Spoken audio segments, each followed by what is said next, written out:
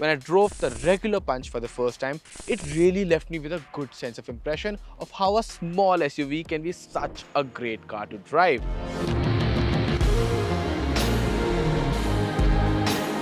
Can the Punch EV replicate that same impression in my mind? That's what I'm going to be finding out today. Hi, my name is Dhruv Paliwal. You're watching AutoX. Let's get started.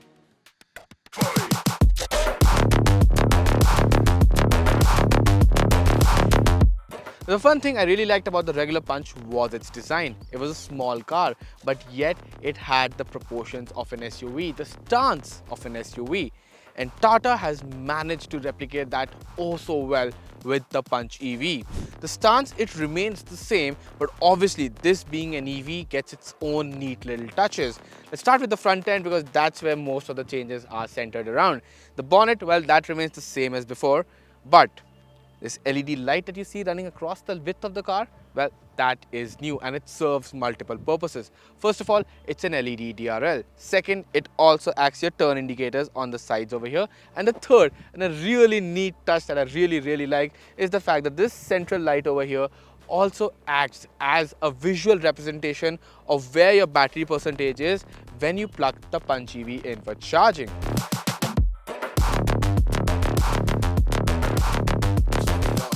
Now talking about charging, the charging port has been relocated to the front. Now, this is obviously the first time we're seeing the Punch EV, but on other Tata EV cars, it's usually where the fuel lid is. But here, it's a neat little touch because everything is well integrated. If you want to open it, there's a button, there's a feather touch button on the inside. You just press it and it releases the latch and it opens up. You can close it back by hand. And just in case things go wrong, there's also a release inside the bonnet. It's basically to open the car in case something inside is not working and you can't get the charging hatch to open. Moving on from that, the front has a very flat design. Most of the grille area has been covered up really well, as you can see. Because it's an EV, it doesn't really need all of that air coming inside, and all of that just adds to the butch macho SUV proportions of the Punch EV. It is a small car, I will give you that, but it's trying its best to look the biggest, and I think that's a really nice touch. Now at the side, not a lot has changed in comparison to the regular Punch. The alloy wheel design, that's been slightly changed. The tires, those are new because these are EV tires. These are basically low rolling resistance tires which help in increasing the range of electric vehicles. Apart from that, you get an EV moniker over here which reminds you that this is an EV, and that's pretty much it on the side. Now coming to the rear end, well, there's pretty much nothing that has changed over here.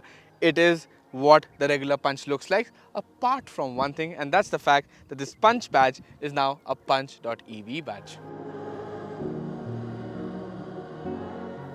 Now before we step inside the car, let's give you a quick look at what's underneath the bonnet. There's a small frunk over there with 14 liters of volume, and you can put a maximum of 5 kilos of load in there. Now the boot, that is the same as the regular Punch, but the one change that Tata has made here is that you no longer get a spare tire. Before I hop into the driver's seat of the Punch EV and take it for a spin, let's quickly go over its features because there are a few important ones, starting with a 360-degree camera. Yes, there are cameras on all four sides of the car, and that gives you a bird's eye view, a side view, a lot of different views, basically what 360-degree cameras do. Now, do you really need a 360-degree camera on a car the size of the Punch EV? Well, no, but hear me out. The camera quality is quite good. It's not the best that I've seen, but it is definitely not gimmicky at all. So the camera system, it works pretty well. And there are a lot of people who find it difficult to park into tight spaces or want a little bit of extra protection when they're changing lanes to be able to see where they're going. In those cases, the 360-degree camera comes in clutch. And that is why I think it's a good addition on the Punch EV. Now let's talk about the two elephants in the room, and I'm talking about the two screens on board the Punch EV.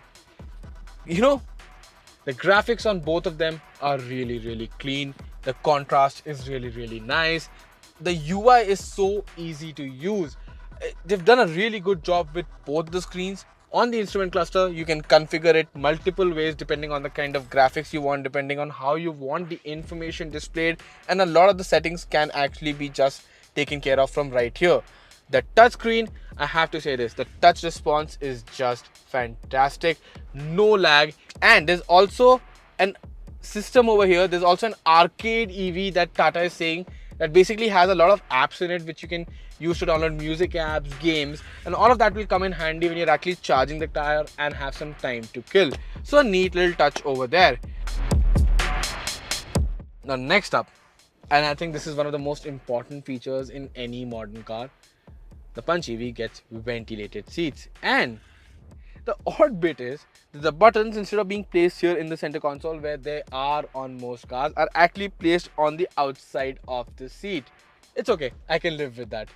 There's also an air purifier on board, and like most cars, it's not anywhere inside the cabin. It's actually been well integrated into the climate control system, and that's a really neat touch. Why? Because when it's placed inside the cabin, it kind of creates a humming noise which becomes very distracting when you're trying to drive.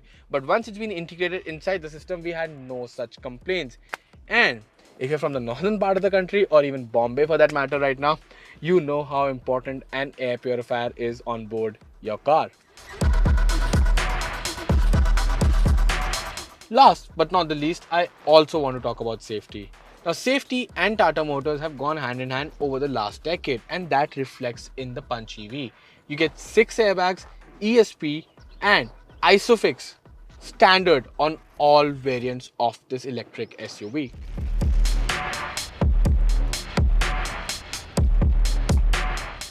So now we are behind the wheel of the Punch EV, and it's time to give you a lowdown on its powertrain options. And there are namely two.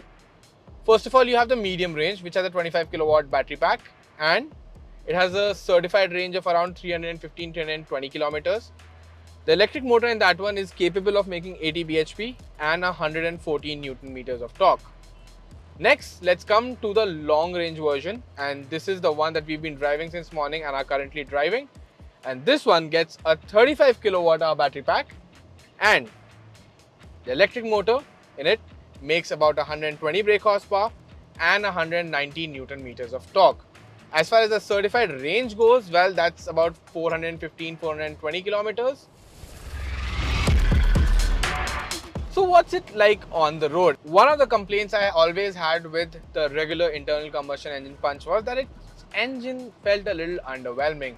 It didn't have enough punch to carry it through, and that problem does not exist on the Punch EV, at least on this long range version with the more potent motor. It's got enough zip to get you through traffic, to make overtakes, to effortlessly cruise on the highway. Put your foot down and you're instantly greeted with a surge of torque. Now, obviously, there are 3 driving modes involved. You've got Eco, you've got City, and you've got Sport. And that's the thing. Generally, Eco mode is not the one that you can use all the time because it really restricts power. Not in this case. In fact, the Eco mode, yes, it sends in power linearly in a subtle manner, but you can go up to a speed of 120 kmph, which is quite a lot, to be honest. You don't really need to be going to those speeds. Even in city mode, that barrier gets removed and you can actually hit the top speed of the Punch EV, which I found out in sport mode was around 140 kmph. So the point is that the electric motor has enough punch to get you through wherever you're going, whatever you're doing, and most of the times you can do it in any of the driving modes. Now, that's that. But what about the ride quality, the comfort? And that has always been Tata's forte. Even with the regular Punch, that's what impressed me a lot. The ride quality. And with the Punch EV, I mean, I don't know how they have done it. They've added so much weight into the car, obviously, because of it being an electric and everything. And yet it rides flat. And I mean, on highways, it just remains so composed. And when you put it through the worst of roads, it barely gets upset. It just is like, yeah, I was built to do this all day long. So the ride quality is incredibly comfortable, I'll be really honest. No matter which seat of the Punch EV you're sitting in, you will be cocooned in comfort. I will even go as far as to say that this is probably the best riding car in the segment, and even I think a segment above, probably only the Nexon or something like that will be able to come close to it. So in that sense, it's a really comfortable car. But often what happens is that when engineers focus on comfort, they miss out on driving dynamics because it's a scale and you can be at either end. But the car goes well around a corner. And I'm not saying that Punch EV is any race car, but it behaves well around a corner. You're pretty planted, you're pretty sure which direction the car is headed in. So in that sense, it's a very composed car. And the steering, it's pretty direct. Turn it in, car turns in pretty quickly. It all feels very, very connected. If I had to pick, the Punch EV is a little bit more on the comfort side, but being how comfortable it is just not taking anything away from my experience of driving the Punch EV. And last but not the least, I want to talk about the seats. And yeah, I know they're generally not part of the driving experience, but here I want to give them a special mention. Tata has made the seats comfortable enough that a person of my frame can fit in comfortably into them, and yet there is enough bolstering on the sides to keep me in place when I'm sending it through the corners. So a really good job there. Now, some of you might be expecting me to comment on the range of the Punch EV, and I'm going to refrain from doing so because the thing is, we've been driving the car in a very quick manner to say to get around to our shoot locations, and it's not generally being driven in an efficient manner. So whatever readings I'm getting on my screen right now are not going to be reflective of what the Punch EV will be like in the real world. But right now, I've been driving it really quick. I'm at 59% and my range is 132, and that is in sport mode. This is just for reference and is not really indicative of the kind of range the Punch EV can return in the real world.